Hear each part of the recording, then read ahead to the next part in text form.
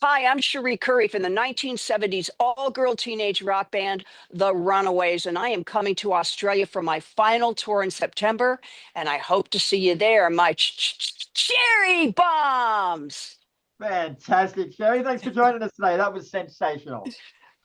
Thanks, Chris. Thanks for having me.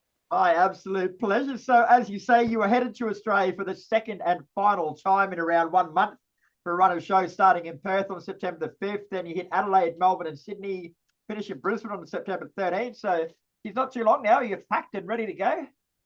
Oh, you know what? Definitely. I've been looking forward to this for months now.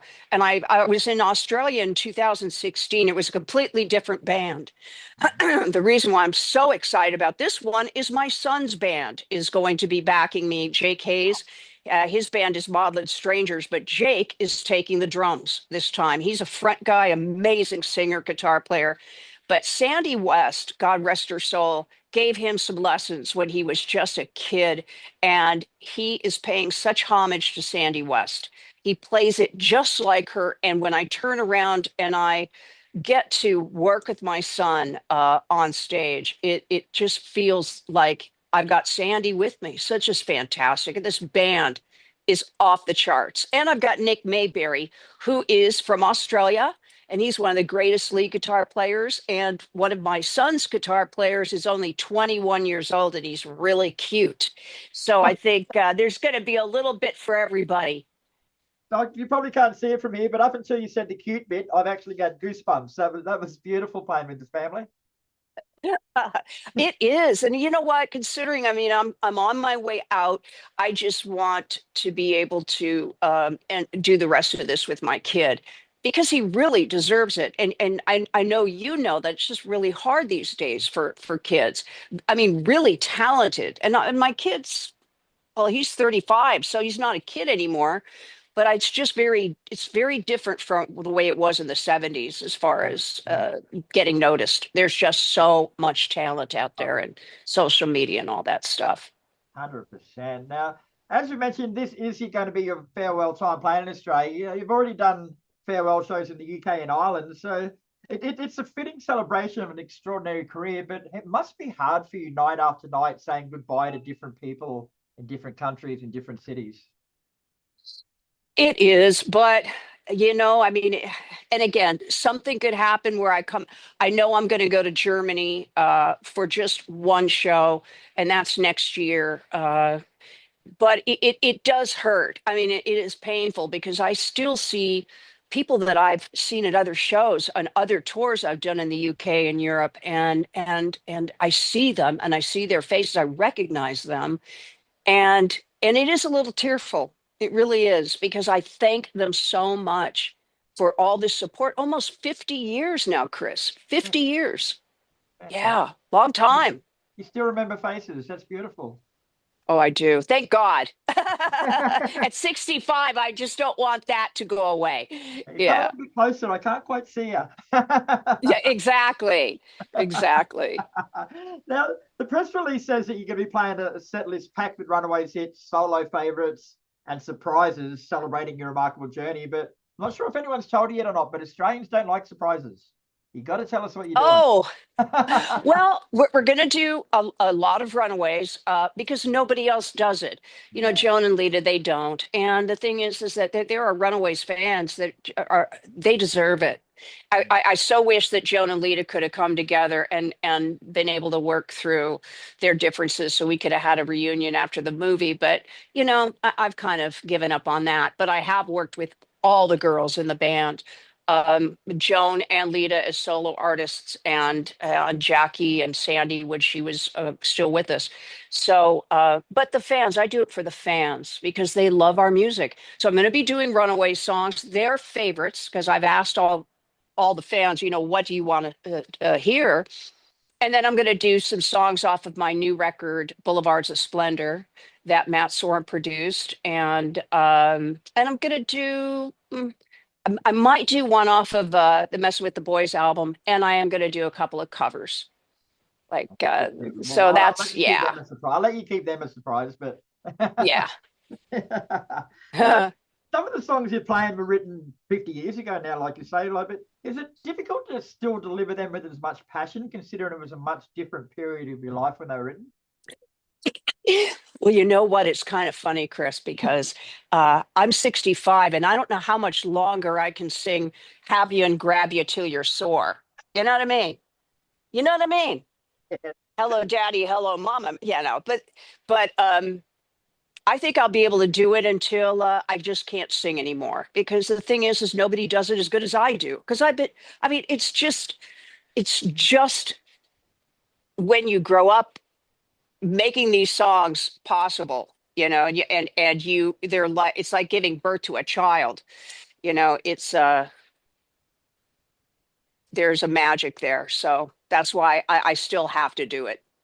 Nice. And I see you're taking Melbourne rock outfit Hot Machine with you as national supports. Now, you honestly could not have picked a better and more deserving band. Those guys, no, those ladies, they're unreal.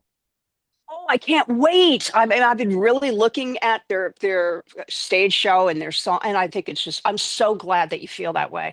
because I'm very excited to meet them. I think they're so talented. Yeah, a good friend of mine, it's his daughter is, I think she's a guitar player in there, and he's been telling me about them for ages. And I saw their name pop up as your support, and I'm like, well deserved, girls, well deserved. Oh, I'm so happy. Well, am I going to see you at one of these You'll be shows? seeing me at the Brisbane show for sure. I'll come along and say hello. Oh, terrific. I can't wait. I can't wait to see you in person, give you a big hug, and just say thank you because that's really what this is all about, to thank people. Because without you, we ain't nothing. And it's just the truth. And I think a lot of performers and musicians forget that, but I don't. They do, or they take it for granted a little bit, and it's just a token gesture. But you can tell when someone actually really believes what they're saying, and you sound like you do. Oh, thank you. Thank you so much. Very, very cool. Now, your career started when you joined Runaways at 15 years old in 1975. So, what was the musical climate like at the time that gave birth to your ambitions, and where did you fit in back when you started? Oh my gosh. Well, you know what? I had seen my very first concert, and it was David Bowie, Diamond Dogs. And I was 14 years old. And it was one of those moments where, that voice in your head, I mean, just that says, you have to do this. And I mean, I was a surfer chick with long hair and very shy. My twin sister was really the popular one. So when that realization came, it was amazing that like in a year, just a little over a year after that show, that I met Kim and Joan, and I was ready. And boy, did it take off like a rocket. I mean, there was no time for anything but this band, and we worked really, really hard, Chris. We really did. Um, but it's kind of a whirlwind, we just never stopped. I kind of wish we would have had just one vacation. I think we might have gotten along a little bit better. Maybe. Yeah, yeah. Oh, no, I don't think it's like this are hard to pinpoint after the fact, but was there a feeling amongst the band back in those early days that you were onto something special? Like, did you have an inkling that you were gonna explode like you did? You know what? We didn't even have time for that. We just knew that we had something to prove. And there weren't any besides Suzi Quatro, one of my dearest friends, who, I mean, Oh, she's just the godmother of rock and roll. If it wouldn't have been for Suzi, there would have been no Runaways, no Joan Jett. And that is a fact. We need to get her to the Rock and Roll Hall of Fame. 100%. Um, yeah, but it wasn't until we did our Japan tour that we really realized that we had really broken that glass ceiling. That was we'd finally made it. Not as much in the US like Susie didn't, but we were pretty well known throughout Europe. And we got our first gold record from Australia. Oh wow, that's interesting to know. Yeah. Yeah, now I'm sure back then there would have been a heap of industry people trying to change your image or mold you in their own way, but you stuck firm to yourselves, like you believed in your music, you believed in what you were doing, and history's proved those people to be incorrect and what you did to be correct. But was it ever tempting to listen to what the so-called experts were telling you back then and go along that line? Yep. You mean the negative reviews we would Yeah, get? the ones that try to mold, like Yeah. they knew you had something, and they wanted to make you what in their image, I guess. Well, there really wasn't anything for them to compare us to, but it was tough being that young, 15, 16, 17, to for it not to hurt you, for it not to injure you, because when you're that young, you don't know who you are, and that's just a fact. You don't. And having to try to figure that out in front of thousands of people was a bit of a challenge.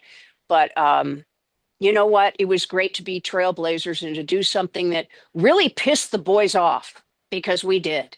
They did not like playing with us or having us open for them. And then when they had to open for us, it really pissed them off. But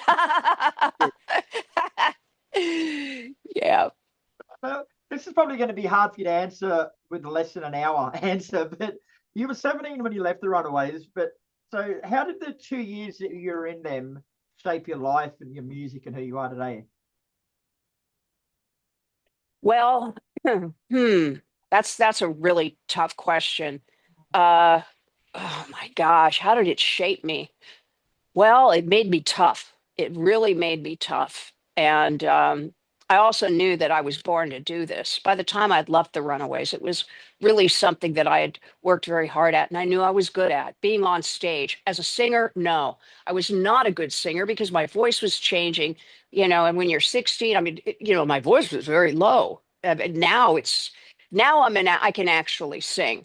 But it was just dealing with the insecurities, I think, and and then really realizing that what we did, we should be proud of, and that took some time.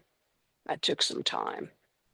Nice. Now, I want to talk a bit more about your most popular song, Cherry Bomb, and specifically the part where you stuttered it before, and like in the chorus. Like, was that written into the song initially, or did that come later? Like, and what's the story behind someone sit there and went, we should just go, because you couldn't imagine the song without No, it these days.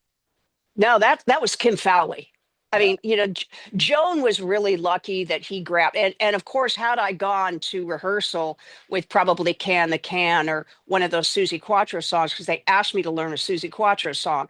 And because I'd grown up with, Dean Martin and the Andrews sisters and, sang at the Koalas Club with my twin sister and my father, it was very middle of the road. So I picked Fever and they were not happy. So uh, Kim just turned and he could have picked Lita, but he went, Joan, come with me. And, you know, he was really, when he wrote a song, first of all, he could write the lyrics like that and nothing ever had to be changed. He's just that brilliant. And before he passed, I don't know if you know that I took him into my home and took care of him when he was dying of cancer. Yes. And we wrote a lot of songs together for Reverie when he was just out of the hospital.